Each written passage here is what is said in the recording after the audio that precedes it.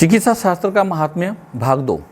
जी हाँ दोस्तों, इसके पहले हमने चिकित्सा शास्त्र का महात्म्य भाग 1 आपके सामने प्रस्तुत किया है और आज हम आपके सामने प्रस्तुत करेंगे चिकित्सा शास्त्र का महात्म्य भाग 2।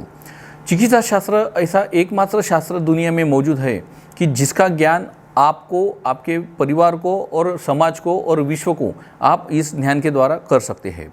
तो ये शास्त्र का महत्व क्या है, क्यों है, तो इसके बारे में हम आपको डिटेल में आज बताएंगे। नमस्ते दोस्तों, मैं डॉक्टर महेश चौधरी हमारे निरामयी वसुधा में आपका सहर्ष स्वागत करते हैं।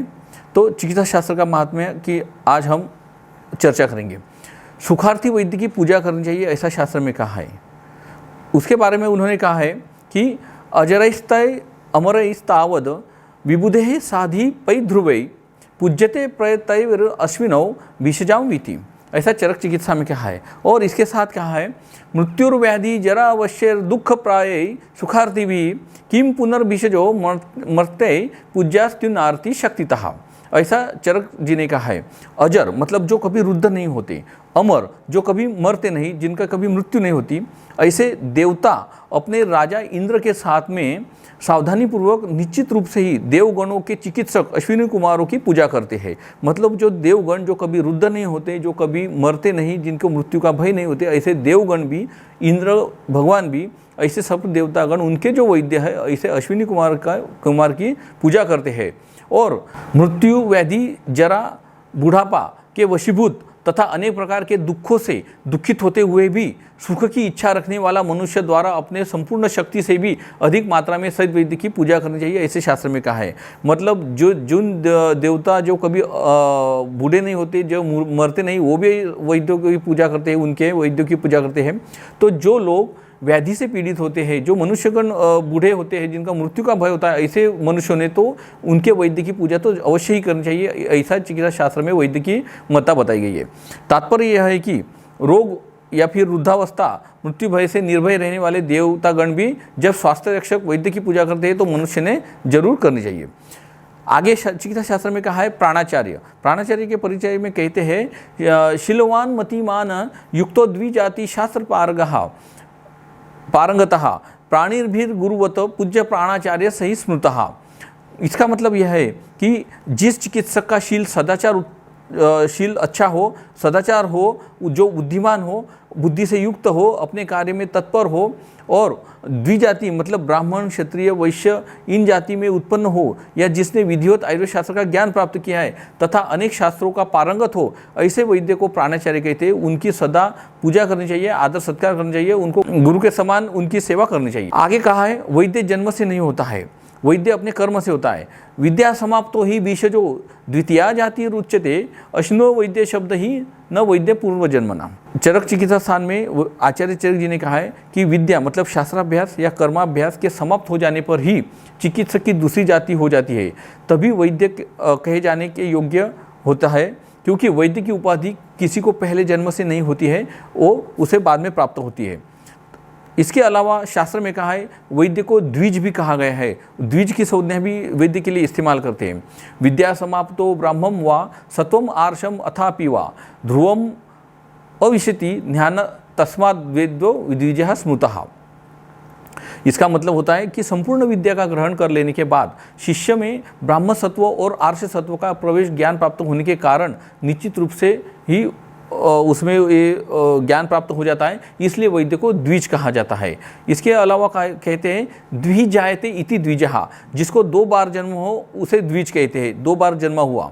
जन्मना जायते शूद्रः संस्कारो द्विजः उच्यते। योगींद्रनाथ सेन का मत है कि पहला जन्म माँ के गर्भ से होता है, सामान्य रूप से जो सबका होता है। दूसरा जन्म संस्कार से होता है, उपनयन संस्कार से होता है। और तीसरा जन्म वैद्य का होता है, विद्या की समाप्ति है, वो वैद्य का तीसरा जन्म होता है। वैद्य के ऐसा योगींद्रनाथ सेन का कहना है।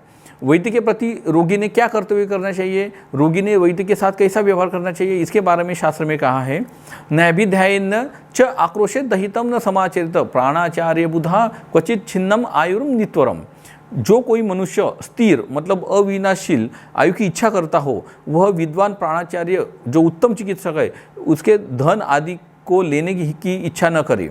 मतलब प्राणाचार्य जो होते हैं वैद्य, उनसे कभी धन लेने की इच्छा न करे, अर्थात उसकी चिकित्सा में जो भी व्यय हुआ है उसे चुकाने का ध्यान रखना चाहिए रुग्णों ने, पेशेंट ने। न उसके प्रति आक्रोश, एबुजमेंट और दुर्व्यवहार करे, और न ही उसके अहित में कोई चिंतन करे, अर्थात चिकित्सक के प्रति श्रद्धाभाव रखे और उसके प्रति कृतज्ञ रहे। आजकल हम देखते हैं कि दुनिया में और हमारे देश में चिकित्सकों के साथ कैसा दुर्व्यवहार लोग करते हैं, और उसके बारे में सरकार को कायदा भी करना पड़ता है। तो इतनी दुर्गति हो गई है, और शास्त्र में इसके विपरीत कहा है, जो हम आजकल व्यवहार में देखते हैं। इसके अलावा रोगी के ऋण होने का उपाय आगे बताया गया है। चिकित्सस्तु संस्कृतम यो वा असंस्कृतम वा न वहाँ नो अपकरोति वैद्याय नास्ति तस्यैव निष्कृति। चरक चिकित्सा स्थान में आगे कहा है, जो मनुष्य रोग मुक्त हो जाने के बाद, मैं आपको इस रोग से मुक्त होने के बाद इतनी धनराशि दूंगा, ऐसी प्रतिज्ञा करके अथवा किसी प्रकार की प्रतिज्ञा किए बिना चिकित्सक का तन मन धन से उपकार नहीं करता, उसका उद्धार इस जन्म में हो नहीं सकता, ऐसा शास्त्र में कहा गया है। इसके बारे में श्री योगेंद्रनाथ सेन की धारणा है कि जो स्वास्थ्य लाभ प्राप्त मनुष्य चिकित्सक का यथाशक्ति सम्मान नहीं करता, उसका न केवल इस लोक में अपितु परलोक में भी भला नहीं हो सकता, यह तथ्य है, ऐसा योगेंद्रनाथ सेन जी का कहना है। वैद्य की फीस न देने पर क्या परिणाम होता है, ऐसा योग रत्नाकर में कहा है। योग रत्नाकर में कहा है कि चिकित्सक शारीरम यो न निष्क्रिणाति दुर्मति स यत् करोति सुकृतम तत्फलम विशग श्रुते। ठीक हो जाने के बाद चिकित्सक की फीस न चुकाने पर वह रुग्ण, तो उसके पश्चात वह व्यक्ति जो भी अच्छा कर्म करता है उसका पुण्य का फल उस वैद्य को मिल जाता है, वैद्य के खाते में जाता है। तो ध्यान रखें, जो वैद्य, जो डॉक्टर आपको आरोग्य लाभ देता है, आरोग्यता प्रदान करता है, उसकी फीस कभी चुकानी नहीं भूलनी चाहिए, नहीं तो आप उसके उत्तर आयुष्य में जो भी अच्छे कर्म करेंगे उसका सर्व पुण्य वैद्य के खाते में जाता है, ये बात ध्यान में रखिए। इसके अलावा चिकित्सा शास्त्र में सिर्फ रोगियों का नहीं तो चिकित्सक का भी कर्तव्य बताया है। तो इसके बारे में कहा है कि विषग अप्यम आतुरान सर्वान स्वसुतानीव यत्नवान अबादेव्यो ही संरक्षित इच्छनम धर्मम उत्तमम। चिकित्सक का भी वह परम कर्तव्य है कि वह सभी रोगियों को अपने पुत्र के समान देखकर धर्म की इच्छा करता हुआ उनके रोगों को, कष्टों को शांत करके उनके प्रति प्रयत्नशील हो, क्योंकि यही उसका श्रेष्ठ धर्म है। चिकित्सक और रोगी के पिता पुत्र के जैसा संबंध होना चाहिए, और दोनों को अपने अपने धर्म की रक्षा करनी चाहिए। आयुर्वेद के उपदेश का क्या लक्ष्य है, इसके बारे में कहा है कि धर्मार्थच अर्थ काम मोक्ष काम अर्थम आयुर्वेदो महर्षि भी प्रकाशितो धर्म पर इच्छत भी स्थानम अक्षरम। अध्ययन, दान आदि धर्म कार्यों में निरंतर लगे हुए तथा अक्षर स्थान मतलब जो परब्रह्म प्राप्ति की इच्छा रखने वाले महर्षियों ने धर्म प्राप्त करने के लिए और अर्थ अर्जित करने के लिए आयुर्वेद को प्रकाशित किया है, अर्थात इनको दूसरों को उपदेश किया है। प्राचीन महर्षियों ने अक्षर स्थान की प्राप्ति के लिए जिस आयुर्वेद का उपदेश या प्रकाशन किया वह धर्म के लिए अर्थात परोपकार के लिए ही था। चिकित्सक द्वारा स्वास्थ्य लाभ प्राप्त मनुष्य का कर्तव्य है कि वह चिकित्सक के ऋण से मुक्त होने के लिए उसकी सेवा करे, साथ ही चिकित्सक की भक्ति भाव से प्राप्त जो उस वस्तु को भी स्वीकार करे, न कि दुराग्रह से उसे कुछ देने के लिए विवश करे। यह अयाचित वृत्ति है, यहाँ अर्थ कामार्थ होगी। यह मध्यम श्रेणी के चिकित्सक का वर्णन है। तो चिकित्सकों ने भी ये ध्यान रखना चाहिए कि रोगी को वह विवश न करे। उत्तम चिकित्सक का क्या लक्षण बताया गया है, या फिर उत्तम चिकित्सक का क्या लक्ष्य होना चाहिए, तो उसके बारे में चरक चिकित्सा स्थान में कहा है, नानार्थम न अपि कामार्थम अथ भूतदया प्रति वर्तते ये चिकित्सायाम सर्वम अति वर्तते। जो चिकित्सक चिकित्सा काल में न अर्थ के लिए न किसी मनोरथ की प्राप्ति की दृष्टि से अपितु मनुष्य के प्राणों की रक्षा करने के दृष्टि से ही प्रवृत्त होता है, यह लक्ष्य चिकित्सक का होना चाहिए। वह चिकित्सक अपने समाज में श्रेष्ठ होता है। ऐसे ही चिकित्सक को निश्चय रूप से ही अक्षर स्थान की प्राप्ति होती है, ऐसा शास्त्र में कहा गया है। काय चिकित्सा का यही मूल उद्देश्य महर्षि आत्रेय ने घोषित किया है। शल्य चिकित्सा आदि आचार्यों ने इस प्रकार के धर्मार्थ चिकित्सा की कहीं घोषणा की हुई हमें दिखाई नहीं पड़ती है।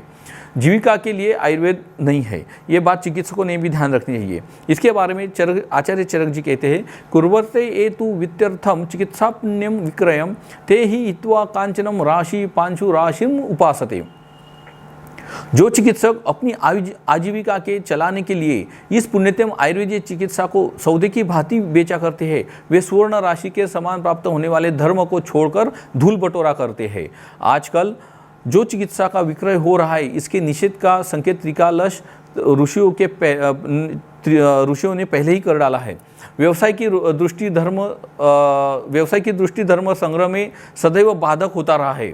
सरकार भी इसी बात को ध्यान में रखकर चिकित्सा व्यवसाय का राष्ट्रीयकरण करना चाहती है। जीवन दान सबसे उत्तम होता है। इसके बारे में आचार्य जी चरक कहते हैं, दारुणे कृष्णमाणानाम गदेर वैवस्वतक्षयम छित्वा वैवस्वतान पाशाम जीवितम यह प्रचयति धर्मार्थ दाता सदृशम तस्य नेहो न इह उपलभ्यते नहीं जीवित दानाद्वि दानम अन्यम द्वि शिष्यते। अत्यंत कष्टप्रद रोगों द्वारा बड़े वेग से यमपुर की ओर ले जाते हुए मनुष्यों के प्राणों को जो उत्तम चिकित्सक यमराज के पाशों से काटकर उसे जीवन दान दे देता है, अर्थात उसके प्राणों को बचा लेता है, उसके समान धर्म अर्थ को देने वाला इस संसार में उस चिकित्सक के अतिरिक्त कोई नहीं मिल सकता, क्योंकि जीवन दान से बढ़कर अन्य कोई दान होता नहीं है। यहाँ रोगों को मारक अर्थात प्राणों को हरने वाला कहा गया है चिकित्सक को। मनुष्य ही रोगाक्रांत होकर मरता है और अकाल में मर जाने से मानव धर्म का तथा अर्थ का संचय नहीं कर पाता। अतः प्राणों को बचाने वाले चिकित्सक को धर्म तथा अर्थ का दाता कहा गया है, क्योंकि स्वास्थ्य लाभ होने पर ही मानव धर्म अर्थ काम और मोक्ष ऐसे चतुर्वर्ग की प्राप्ति हो सकती है। तो आरोग्य दान ही सबसे बड़ा दान है, क्योंकि मनुष्य को ये काम धर्म अर्थ काम मोक्ष ये आरोग्य दान प्राप्त, आरोग्य अच्छा रहा तो ही मिल सकता है। ऐसा ही अन्यत्र भी कहा गया है, धर्मार्थ काम मोक्षाणाम आरोग्यम मूलम उत्तमम रोगास्तस्यापहर्तारम श्रेयो जीवितस्य च। भूत दया ही चिकित्सा का उद्देश्य है।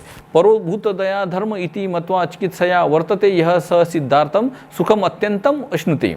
प्राणी मात्र पर दया करना ही सर्वोत्तम धर्म है। ऐसा सोचकर जो वैद्य चिकित्सा क्षेत्र में प्रवृत्त होता है वही सिद्ध संकल्प है, वही वास्तविक सुख या सुयश को प्राप्त करता है। दोस्तों, इसके आगे धन्वंतरी भाग और रुद्र भाग के बारे में चिकित्सा शास्त्र में कहा गया है। धन्वंतरी भाग क्या है?